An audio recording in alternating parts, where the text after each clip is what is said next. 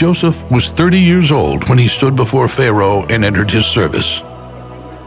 During the 7 years, when the earth brought forth abundance, Joseph traveled throughout the land of Egypt and collected all the food and stored it in the cities.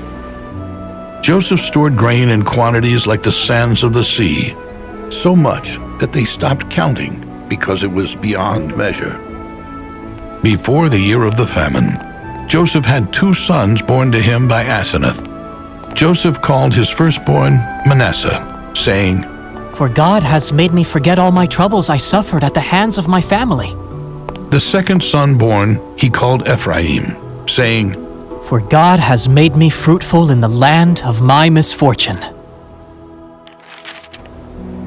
When the 7 years of abundance in the land of Egypt ended, the 7 years of famine began, just as Joseph had said.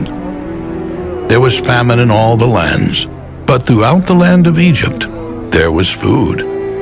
And when the people of Egypt began to feel the famine, they cried out to Pharaoh for food.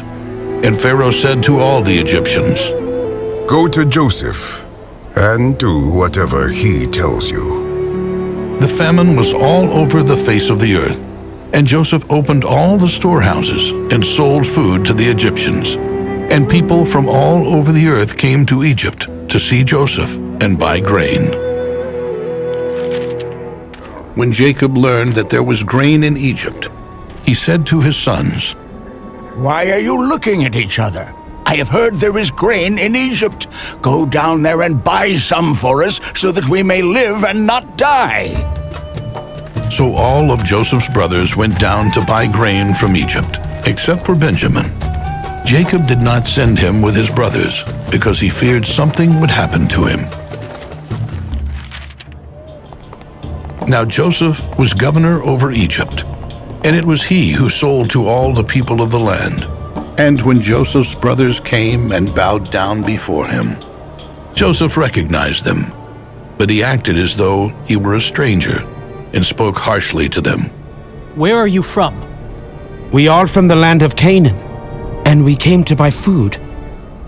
And while Joseph recognized his brothers, they did not recognize him.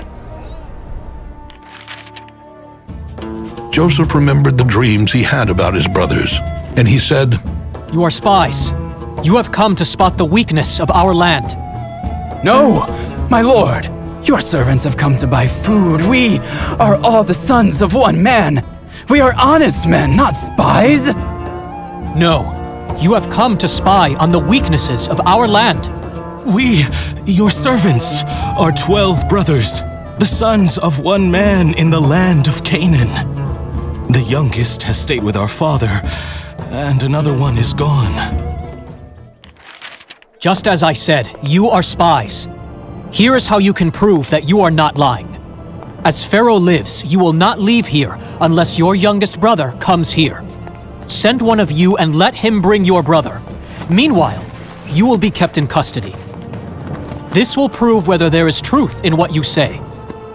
Otherwise, as Pharaoh lives, you are surely spies." Then Joseph put all of them together in prison for 3 days. Now Joseph was governor over the land. He was the one who sold to all the people of the land.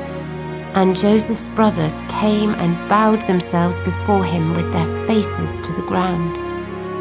Joseph saw his brothers and recognized them, but he treated them like strangers and spoke roughly to them.